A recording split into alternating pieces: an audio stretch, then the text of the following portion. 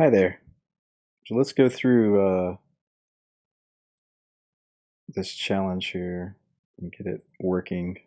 So the goal is basically CRUD, right? So we need to create, read, update, delete, typical stuff.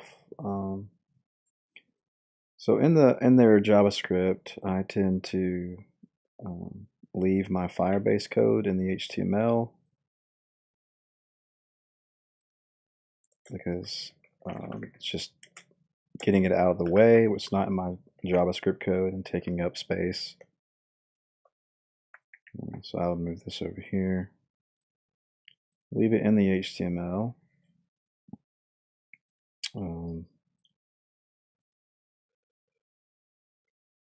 Okay, so for right now, let's come back over here to our JavaScript, and I'm going to take basically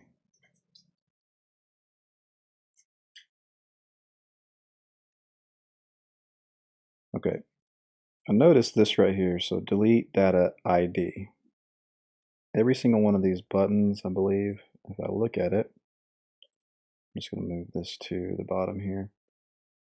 Every single one of them has an ID of delete data.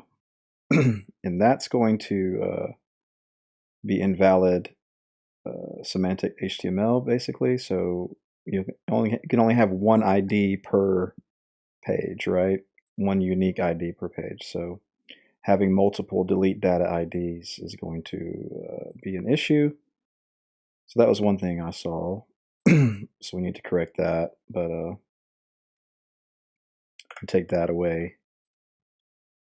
And so basically, I'm just going to start really from scratch and kind of work my way through to give you just an overall idea. I tend to I do save my Firebase database to a variable, but I tend to use DB because it's just shorter to write. So here on the submit button, when we click it, we want to add a member, right? Or whatever you want to call the user. I'm just going to call it add member. So here we're firing an anonymous function, but I want to fire the function above. So let's see what information they have here. So they're doing static information, right?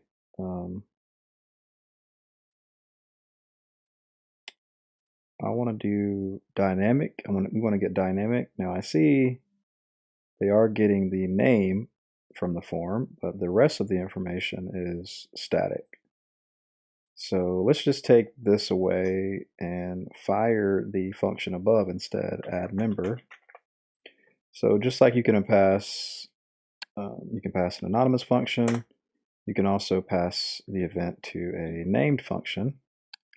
And this is stuff I'm pretty sure all of you are aware of. I'm just going to be going through this just in case anything's unclear what I'm doing. So we still want to pass the event in and still want to prevent default.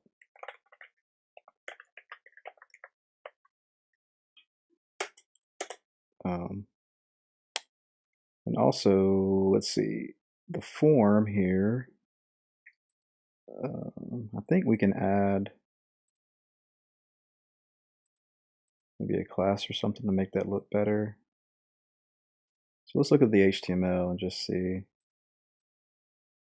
So what I can do is I can take this, I can wrap it in a row.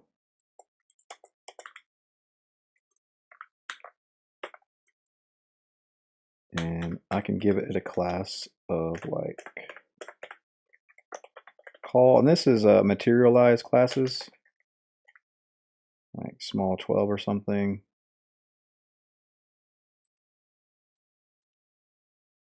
And that way we have a smaller form, basically.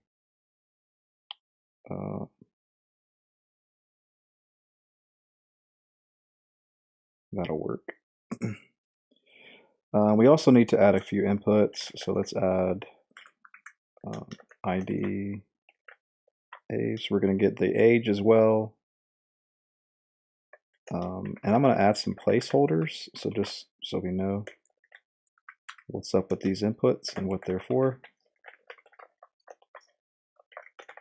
Name. Add another one. And get the team.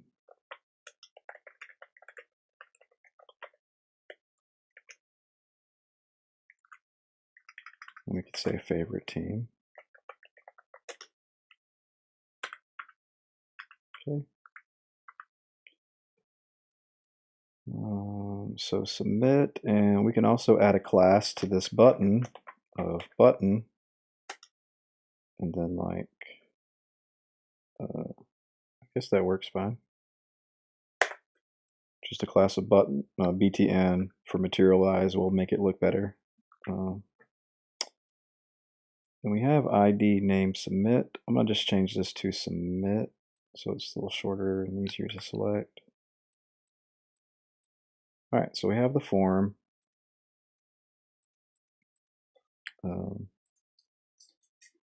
now it's a little bit, more narrow than the actual full width. In the table, I would actually come in and select it and just say width is like 95% of the browser, and then margin 0 auto to center it in the middle. Something silly, but just make it look a little better like that. All right, we're good to go. So we have our form. We have the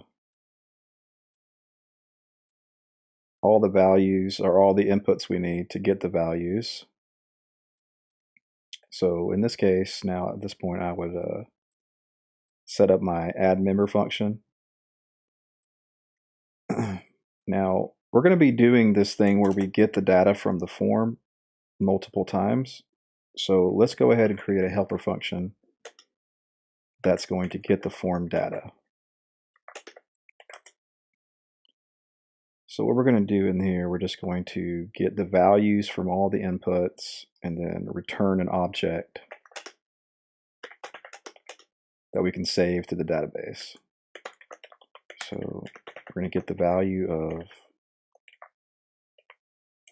name. And I'm not going to do the trim in this case. That's something they can do and they should do. I'm just not going to add it to save a little time. So team.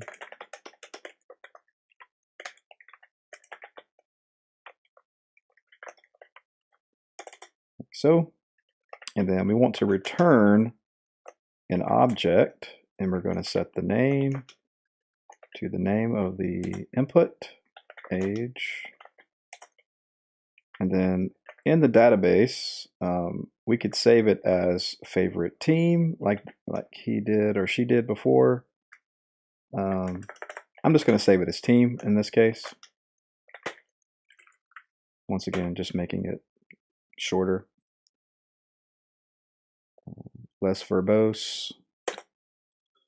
All right, so we got the add member function. It's going to get the form data. So in this case, let's save a member variable and get the form data.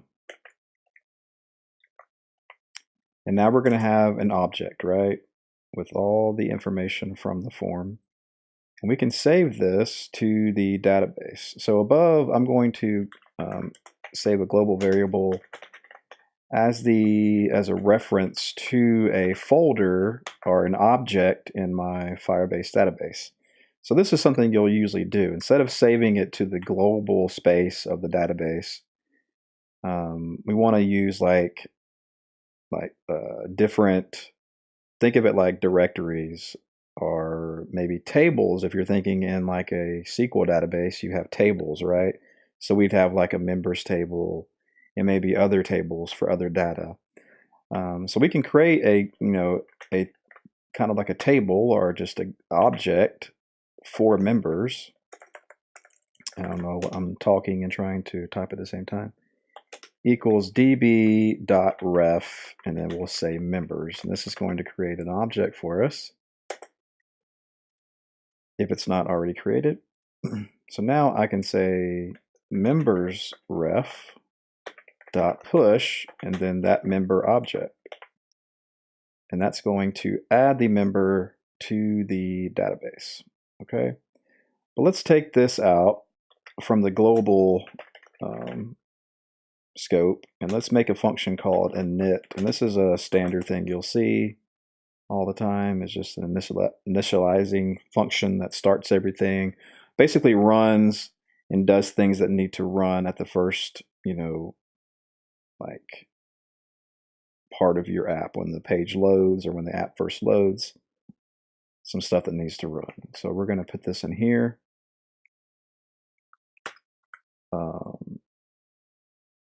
We're also going to say members ref on child added, and we're going to create a function called get members. And this is going to get all the members and just output them to the table. So get members.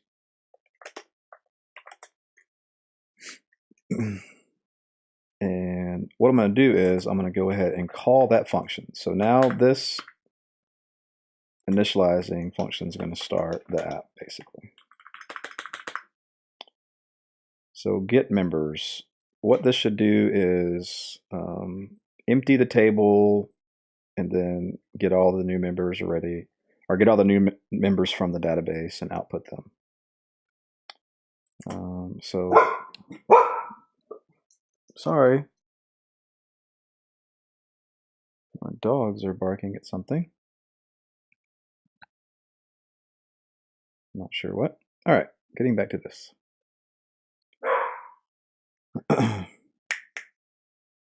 Mere pups.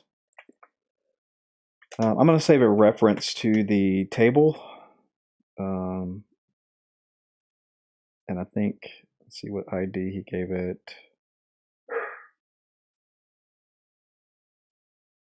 Since we only have one table, what I'm going to do, I'm just going to remove the ID because we don't have multiple tables. And I'm going to reference the table and then the table body.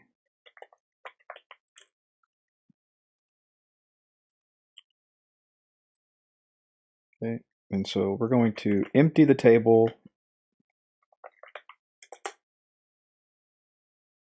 and then we're going to get the members ref, and we're going to say on, did I say on child added?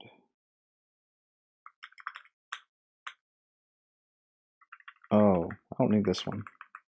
So we're going to comment that out for right now because we're going to use another event like that, but in this case, we are going to be running the child added through this function, so we don't need it down there in the init. So, and if you didn't know, this will get all the values from the database and also set up a listener. So if when another one is added, it will run this function again as well, this callback. So we're going to get the member. And you've seen the snapshot thing where you'll see this all the time. I tend to just name it what it's going to be in my parameter. Just makes it easier for me to go back and look at it and know what I was coding about or coding for. We want to get the key, right? And the key is important, and that's going to be used for like updating and deleting throughout our app, or when the app is actually up and running and we see the information or the members, we want to be able to update them and delete them. We also, or this is something I do. I tend to like set the object return from the Firebase, from the database, as the value of it, so I don't have to do .val every time when I'm saving information. So now we want to append to the table body some HTML, and this is something I do too, where I will write out my string so it looks like HTML, so I can come back to it and read it easier next time. So I'll do this where I create the elements, member.name.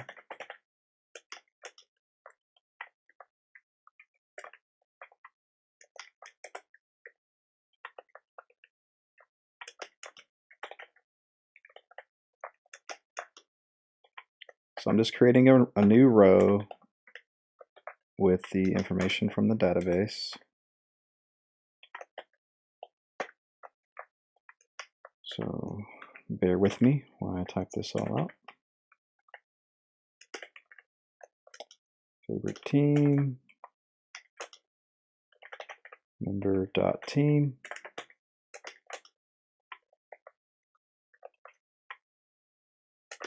Plus, and here I'm going to add a button inside of this cell. And this one is going to, we'll give the class of like update. And this class is simply to be able to select the buttons, because we're going to have multiple rows, right, with multiple buttons with the same class. So remember, like before, we can't use the same ID multiple times, but we can use the same class multiple times. And now I'm also going to do this thing where I create this data key. So this data value or data attribute in JavaScript. And I do teach my students about this when it comes down to something that really is a good use case for this. And it's really simply a way of storing a value inside of an HTML element. This is the name of the attribute, so data dash basically, and then this can be any word you choose. So in this case, I'm just going to call it key, but this could be whatever. But since we're going to be saving the key from the member object, a good name would be that, right? So I'm going to add the key, and then I'm going to close out the data key attribute. And then the button text is going to be update, and then close out the button. Close out that cell.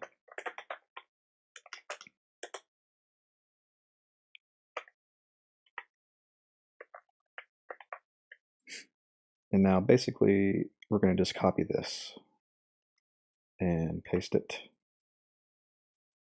And this one's going to be delete.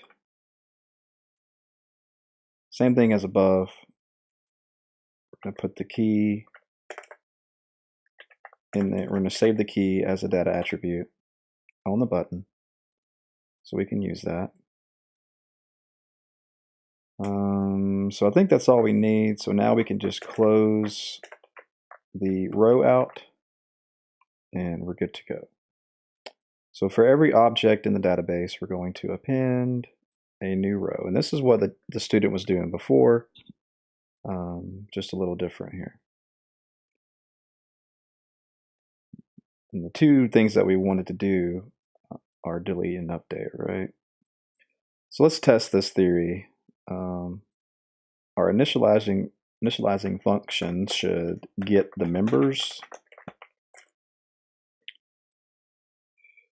So I've been playing around with it from before, and so I have two objects already stored in that members folder, right?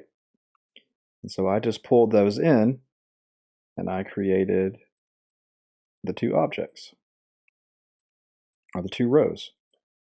So there we go. We got the get members, we got the data showing, but now we need these buttons to work, right? So let's, in our initializing function, let's do this. Let's add an event listener. Let's hold off on this. So I want to do using the event delegation in jQuery. We can just say table on click, so we can get the bubbled event from the button. So it's going to bubble up to the table. So the second argument would be the actual button that we're referring to inside of the table. And so for the update, we want to create a function that's going to get a member's information, right? So let's create that. Let's create a function called getMember.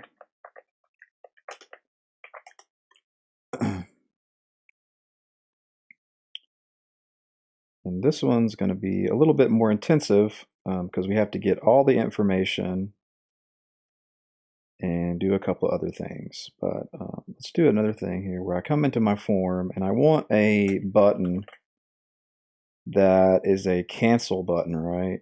So we're going to do ID cancel. We're going to do a class of button of gray darken 1 and then white text. And these are all, these classes I'm adding are just materialized classes. That's going to make it look nice. And then the text of it, of course, is going to be cancel. And so this button is going to only show if we are trying to update the member, right? So we can come into our CSS and we can say cancel. I could type display none. So it shouldn't be showing from the beginning, right?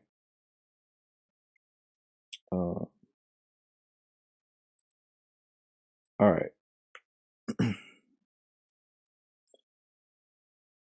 So now we need to get the key of the member that was clicked. Let's say up here for the, oh, yeah, we'll deal with that in a minute. We're saying undefined. Equals, let me take this HTML away. And we want to get this button that was just clicked, its data attribute, which is really easy with jQuery. You just say .data, and then that key reference name. So this is the reference to the data attribute. So simply doing that, we get the key value. And if you notice, I didn't do this before, but if I inspect these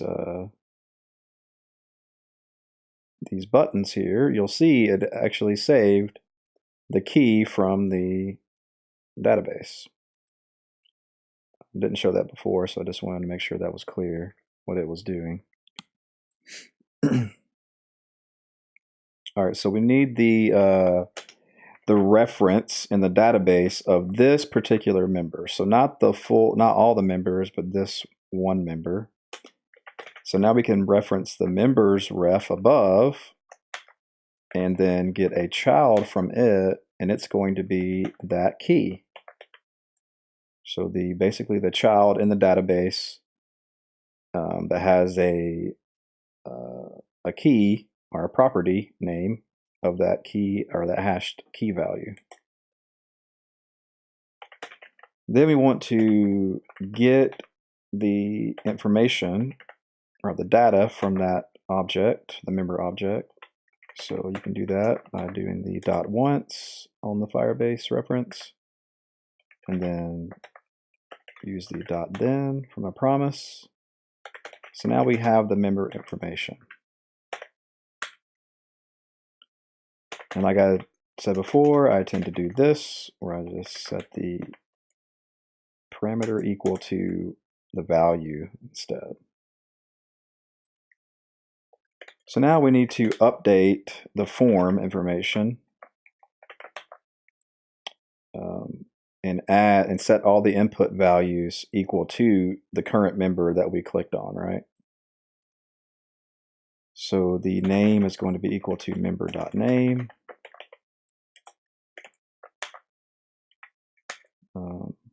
Age is going to be the member.age. And team is going to be member.team. Now we want to get that submit button. I'm just going to save it to a variable, and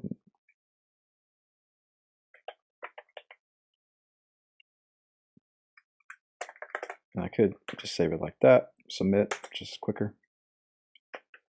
So submit.text, I want to set it equal to update. And then I want to unbind all click listeners that have been set on it. Because remember, we have, and I want to change this too. We have this event listener on our init function that's going to add the member when it's clicked, but we want to remove that listener at this point. And we want to set up another listener. And this one's just going to be an anonymous. We're going to pass right here. Instead of the full word event, I'm just going to put in E, because we still need to prevent the default behavior of a form. And then I want to fire a function called update member and pass that key that we got right here to this function. So here I'm going to create the function called update member. We're going to get a key.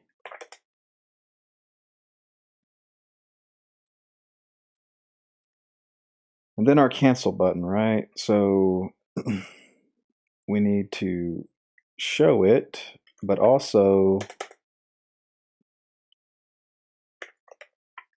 do a couple more things. So cancel. We need to, I'm going to chain these down below because there's going to be quite a lot of different chained methods I'm firing here. So unbind all listeners, show it,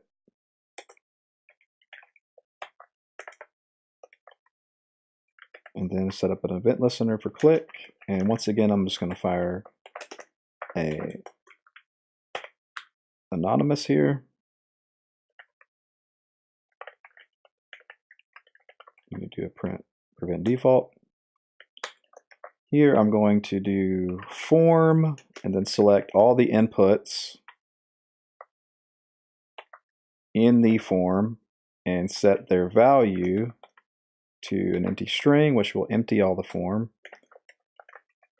And then this cancel button, I want to hide it after that. So we're showing it, right? But when it's clicked, we want to hide it. So the only time it should be shown is when we're trying to update a member. But if we cancel and we don't want to update, we should clear the form out and remove that cancel button. So at this point, we want to once again set up the original listener on the submit button back to add a member. And that's it for our get member, or basically our process of setting up to update the member. Yeah, it's a lot of code, but it's kind of what we need if we want to be able to get the information from the database, set it up, and then be able to set up an event to really update the information in the database. So, so our update member function is really simple. It's just going to get a member by using the form data, right, that we have in the actual form over here, because they've pressed update. It's going to pop the information in to the form, and you'll see how it works in a minute. And then I got that key passed in, right? So I'm just going to refer to the members ref above again. Child is that key. And then I want to set, instead of pushing, I wanted to set that child object equal to the new member object. And there we go. So at this point, we have the update working. Let's do another one here real quick. Let's do delete. And just go ahead and set that up. So delete member.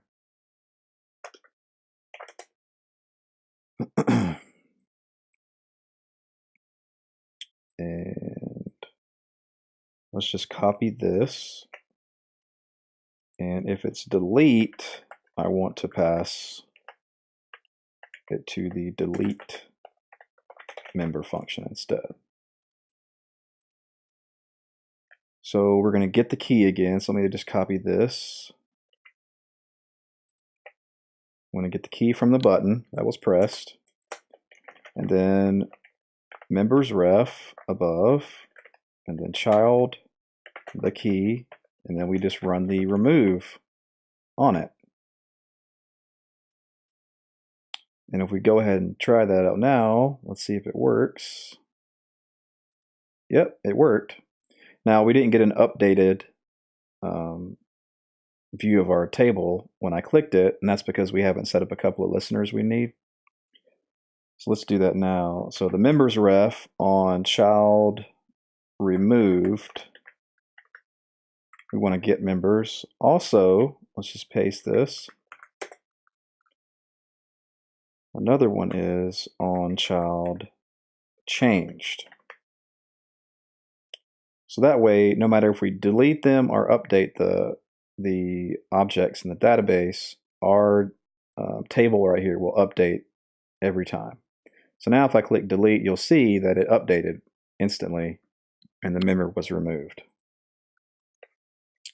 I believe I did the add member, right? So I think I should be able to go in and like add a Bob. His favorite team is the Cubs. I think I just need to refresh here.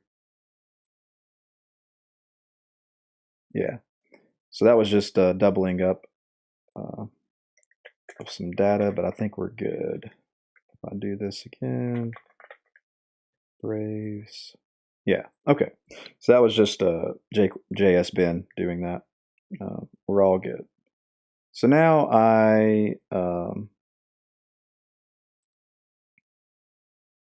do have one thing though.